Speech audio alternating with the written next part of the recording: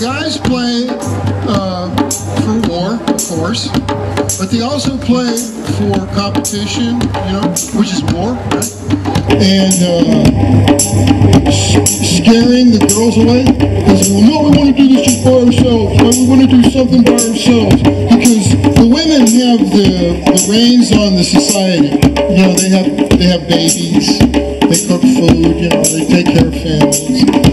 And so the guys drumming for very important reasons. I am not bagging on this. But the whole thing about competition, you know, testosterone, has its place. But when the women drum, there's this other thing that starts to come in. Now, just lay into the downbeat with me. Boom. Don't worry about your hands. Just hit the downbeat. Boom. That's the heartbeat. That's the beat of the baby in the womb. That's the sound of hope. That's the sound of tomorrow. That's the sound that everything's going to be okay. It's steady. It's strong. It's gentle. It's real nurturing. And it doesn't give up. It just keeps going. And it's not competing, right? It's just holding the whole thing together. Holding the fabric of society together. So it's great. You get technique, cool.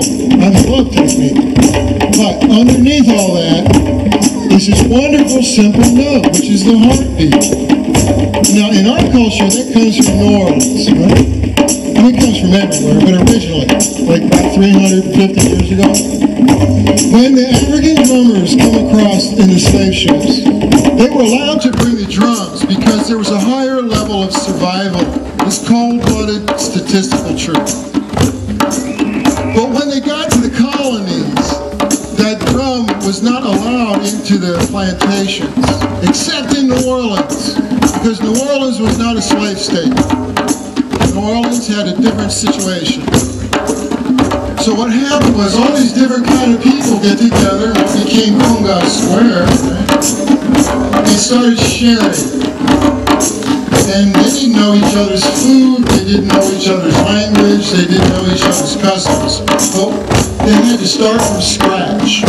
So one bright drummer said, hey, what if we just find one note that we can all agree on? And let's call it downbeat. And voila, jazz was born. World beat was born. Right here, good old us, U.S. So that's what you got. That is your heritage, right? Doesn't matter what you look like, what side of the tracks you was born on. And if that downbeat can get you to move, then you're playing it right. It's feel. And that's what we bring to the world mix. It's our feel. That's your heart. And you can go all over the world. And one thing that the rest of the world will forgive us is our music. We can mess up with a lot of things, which we have. But our music pulls everybody together. And it has to do with feeling and caring and sharing and dancing. And that's what you got here. So you get your technique together, and that's a good thing. But underneath it, don't disconnect with your heart. Better yet, connect your heart to everybody else's. Because when you hit that downbeat, you're suddenly connecting to everybody else's heart. And you got community. And community is different than competing. Got extra drums up there. Anybody want to play these beautiful rounded drums? So what did I do here? I'm sneaking up on you. I didn't tell you necessarily what to play. What I am doing is I'm appealing to that little spark inside of you. That's in your heart. What we're going to download is wisdom into your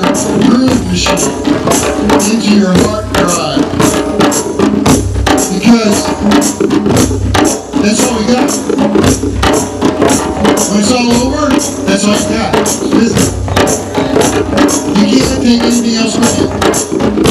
But there's a whole lot of drummers in spirit form, right? You know, since the beginning of time. And if you get outside your ego, they'll come through you, and they'll surprise you. They'll play right through you. They'll use your body and your heart, and they'll sound off right into the groove. And they're from every culture in the world. Cultures that we don't even know about. So what grooves do we work on in order to access this universal wisdom? Okay, what we've got is about 7 basic patterns worldwide that have always been used by humans to access this place of wisdom and healing. Now, the way we learned is with our mind. So we count. 1, 2, 3, 4. 1, 2, 3. I learned that way, but I don't recommend it because when you count, that way lies madness. Because you start to tally things. And it's good. It's good. You want to learn that technique, learn to count. The other way to count is in 6 and 3. So you got 2s and 4s and 6s and 3s. So what we're doing here is we're listening at the butt chakra. Get it, shake it, girl. You want to stand? Get a stand on my handy dandy metal stands. So we're you got eyes of iron, steel. You can hold that drum for hours. When I started doing this about decades ago, I wanted to get people to relax in order to stay in the groove. Because what happened in our culture, as soon as you start to get, positive plays, you start to speed up. And it's ironic. As soon as you start to have fun, you speed up. Now, we call that tantric discipline or whatever, but when you're having fun, guys, take a breath, back off, lay it back in the pocket, like that's your turn, Mr. Chief. You lay it back in the pocket, then your butt starts to move all on its own. You're not thinking about having a good time, you're just off.